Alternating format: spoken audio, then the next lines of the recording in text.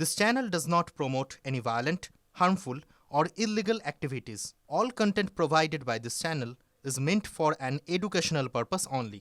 শুভেন্দু অধিকারীর আত্মসহায়ক চন্দ্রনাথ রথ খুনে গ্রেফতার হয়েছে ভিন রাজ্যের 3 দুষ্কৃতী। উত্তরপ্রদেশ এবং বিহার থেকে গ্রেফতার করা হয়েছে 3 দুষ্কৃতীকে। চন্দ্রনাথকে গুলি করেছিল শার্প শুটার। সেই শার্প শুটারের নাম রাজ সিং।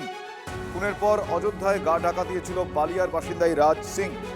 যদিও রাজের আসল বাড়ি বিহারের বক্সারের দুষ্কৃতী বিশালকে জেরা করে রাজের খোঁজ পায় এসটিএফ। বক্সারের থেকেই গ্রেফতার করা হয়েছে আরও 2 দুষ্কৃতী, ময়াঙ্ক মিশ্রা এবং ভিকি মরিয়র।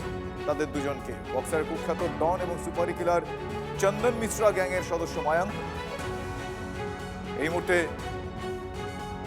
এখনো পর্যন্ত জানা যাচ্ছে, আমার সহকর্মী সুপ্রিয় রয়েছেন। সুপ্রিয়, আমি জানতে চাইবি যে 3 জন শার্প শুটার যাদেরকে ভিন রাজ্য থেকে পাকড়াও করা হয়, এখনো পর্যন্ত কয়েকটা তথ্য তাদের সম্বন্ধে যেগুলো জানা যাচ্ছে আমি দর্শকদের জানালাম।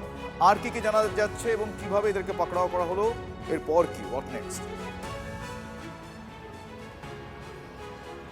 তোমাকে প্রথমেই যেটা বলবো যে মায়াঙ্ক রাজ মিশ্রা, তার পাশাপাশি ভিকি মৌর্য এবং রাজ সিং, এই 3 জনের এই খুনের ঘটনা অর্থাৎ চন্দ্রনাথ রথের খুনের ঘটনাতে ইনভলভমেন্ট রয়েছে এবং সেই তথ্যের উপরে ভিত্তি করে তাদেরকে ভিন রাজ্য থেকে, 2জনকে বিহার থেকে এবং 1জনকে উত্তরপ্রদেশ থেকে।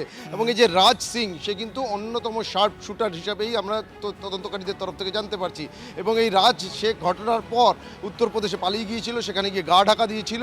এই বিশাল মিশ্রা নামের আরও একজন কুখ্যাত দুষ্কৃতী, তাকে জিজ্ঞাসাবাদ করে এই রাজের হদিশ পায় বা রাজের তথ্য জানতে পারেন তদন্তকারীরা। আর সেই মতোই উত্তরপ্রদেশ এটিএস এর সহযোগিতায় এই রাজ সিংকে গ্রেপ্তার করেছে। অর্থাৎ সব মিলিয়ে এখনো পর্যন্ত 3 জনকে গ্রেপ্তার করেছে পুলিশ।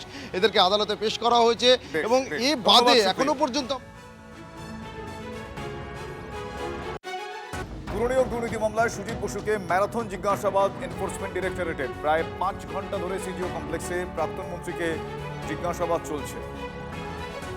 পুরনিয়োগ দুর্নীতি মামলায় ম্যারাথন জিজ্ঞাসাবাদ প্রাক্তন মন্ত্রী সুজিত বসুকে। সিজিও কমপ্লেক্সে সুজিত বসুকে জিজ্ঞাসাবাদ করছে এনফোর্সমেন্ট ডিরেক্টরেট। প্রায় 5 ঘন্টা ধরে সিজিও কমপ্লেক্সে প্রাক্তন মন্ত্রীকে জিজ্ঞাসাবাদ করছেন ইডি আধিকারিকরা।